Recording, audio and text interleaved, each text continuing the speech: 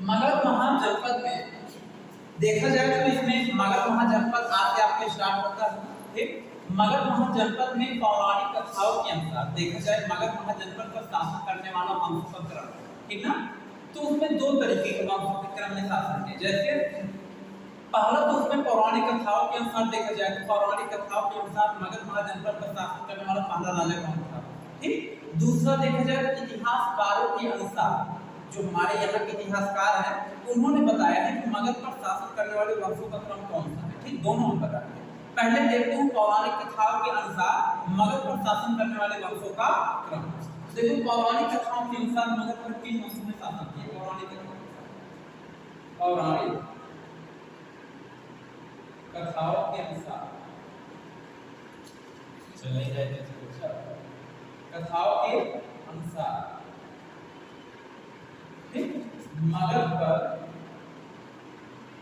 मगध पर शासन करने वाले देखिए ये पौराणिक कथाओं के अनुसार मगध पर शासन करने वाले वंश। तो इसमें ध्यान देखिए, इसमें जो पहला वंश आता है वह वंश आता है बृहद्रथ वंश। बृहद्रथ, ध्यान सुनना, ये पहला वंश कौन सा था। पौराणिक कथाओं के अनुसार, ये समझाना है पौराणिक, ठीक, ध्यान सुनिए, पौराणिक कथाओं के अनुसार मगध पर शासन करने वाले वंश में जो सबसे पहला वंश आता है कौन सा है, बृहद्रथ। कौन सा, बृहद्रथ वंश। अच्छा, बृहद्रथ वंश का जो सबसे बड़ा राजा था वो कौन था, बृहद्रथ। इसी के नाम पर इसके वंश का नाम है।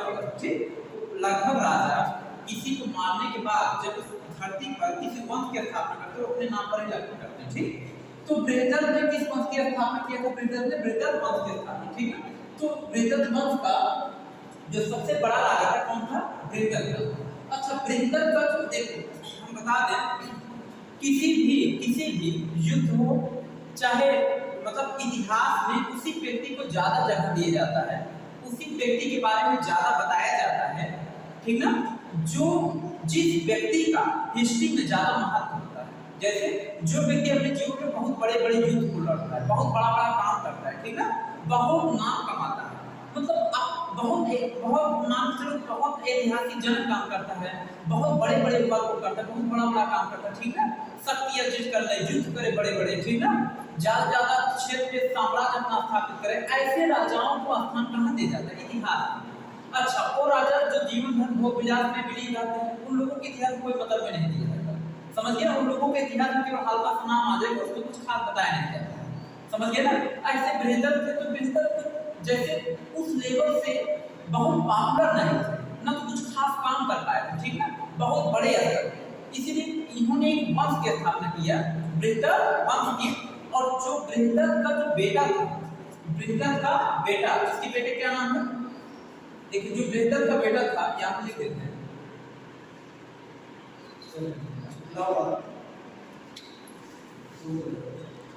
तो ध्यान से देखिए बृहद्रथ वंश का जो राजा था बृहद्रथ था, बृहद्रथ का बेटा कौन था, देखिए बृहद्रथ का बेटा, ध्यान से, बृहद्रथ का जो बेटा था जरासंध। बृहद्रथ का बेटा कौन था, जरासंध। अब देखिए जरासंध के बारे में जानते हैं, जरासंध एक बहुत ही शक्तिशाली राजा था। जो बृहद्रथ का जो बेटा था वो कौन था, जरासंध। जरासंध बहुत ही शक्तिशाली राजा था, बहुत ही ताकतवर राजा था। अब इसके ताकतवर के बारे में इतना कहा जाए कि इसने शिव भगवान की तपस्या किया था, और शिव भगवान की तपस्या करके इसने शिव भगवान से बहुत ही अमोघ अस्त्र प्रदान किया, मतलब बहुत ही बड़े बड़े अमोघ शस्त्र इसको शिव भगवान ने प्रसन्न होकर के दिया। किसको, जरासंध।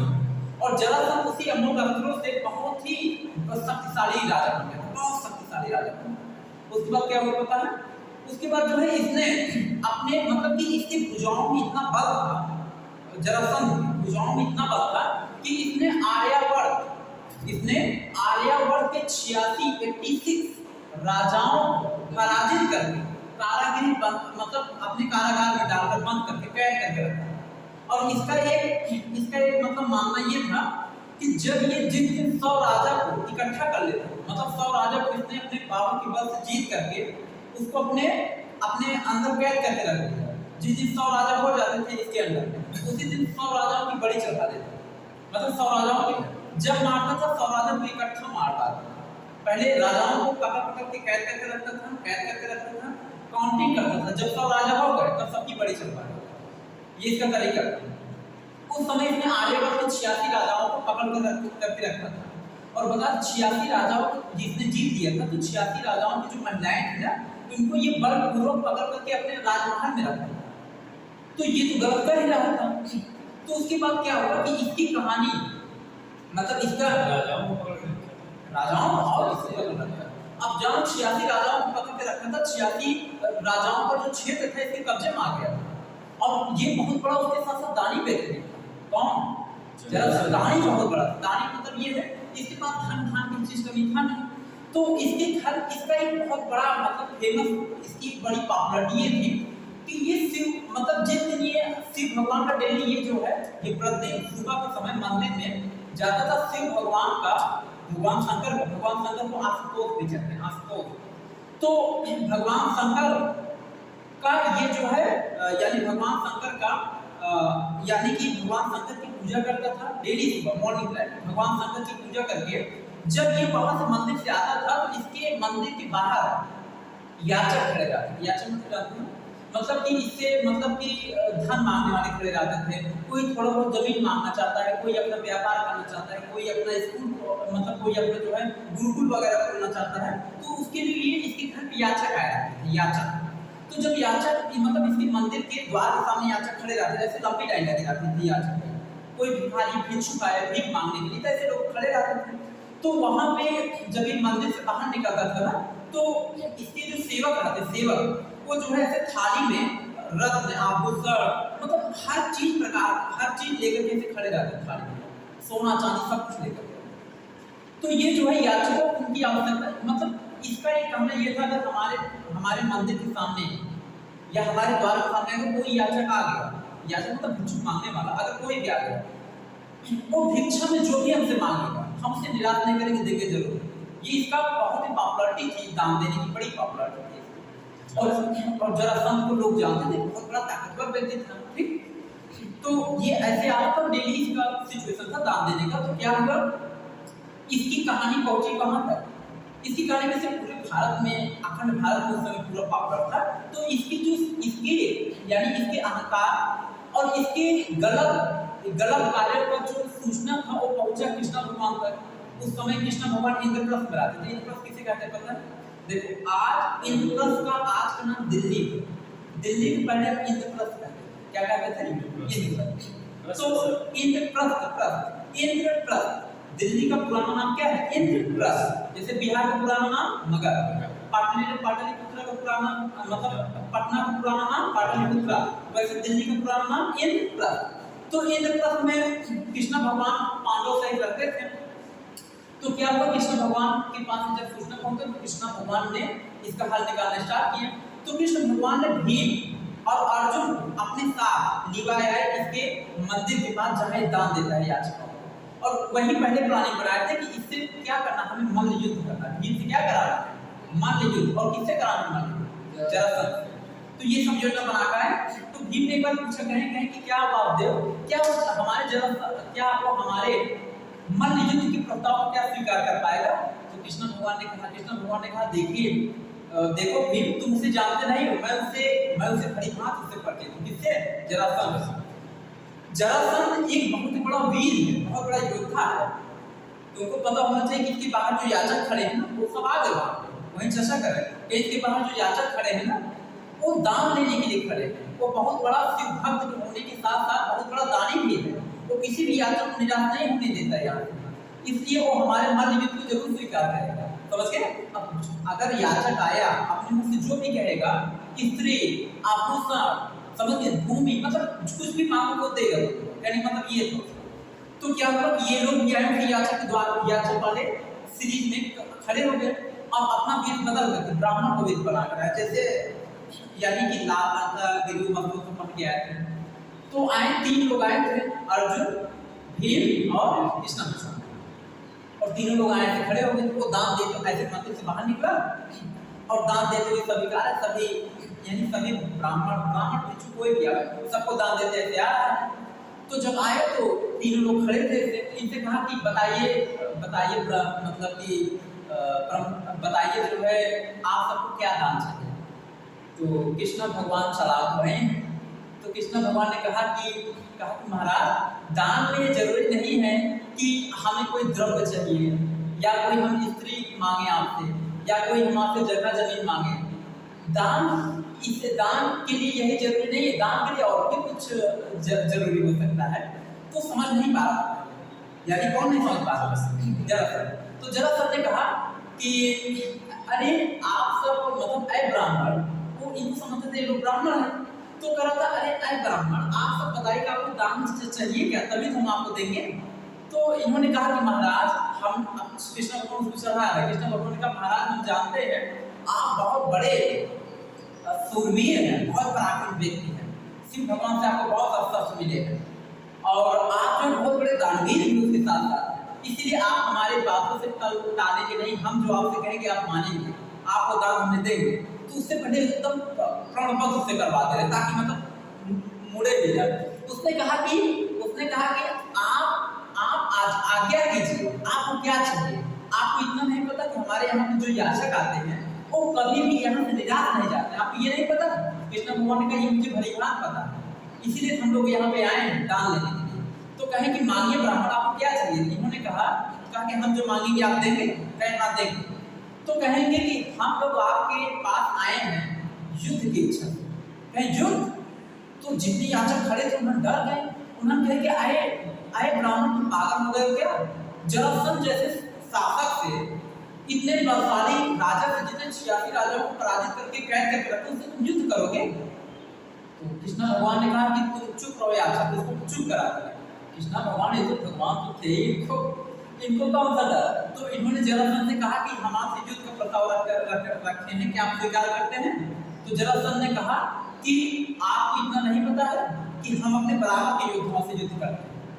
तो इन्होंने कहा कि महाराज अगर कोई याचक आपसे कोई दान मांगता है तो उसे आप निराश नहीं करते, हम आपसे दान ही मांगे हैं तो आप हमें निराश करेंगे और निराश करने फिर चले जाते हैं, आपकी पॉपुलरिटी जाती है खराब हो गई है।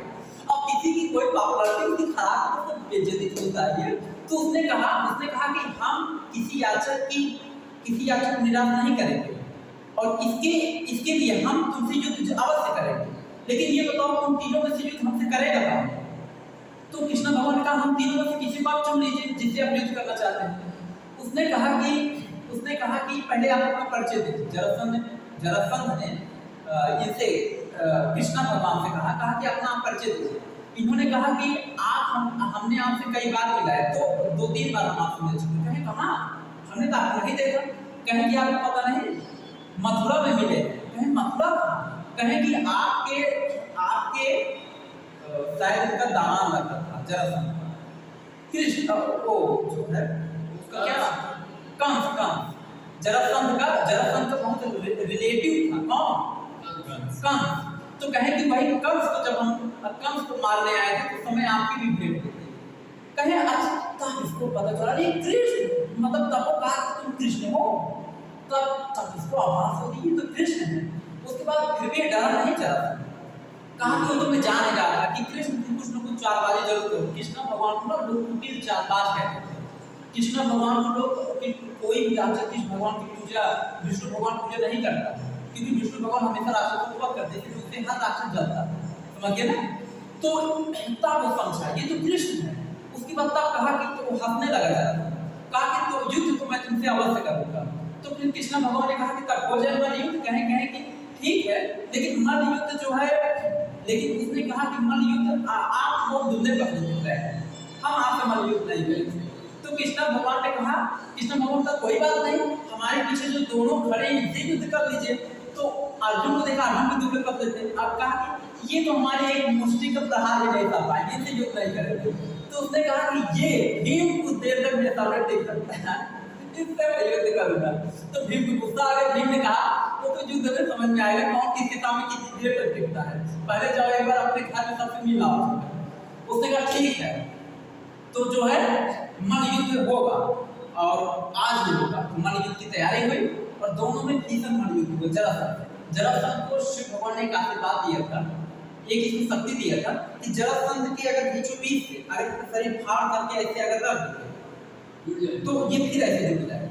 जब तक बीचों बीच जैसे बीचों बीच शरीर का फाड़ो और फाड़ करके इसके शरीर को उल्टा कर दो तब नहीं जुड़ेगा, सीधा है तो जुड़ जाएगा। समझ गए?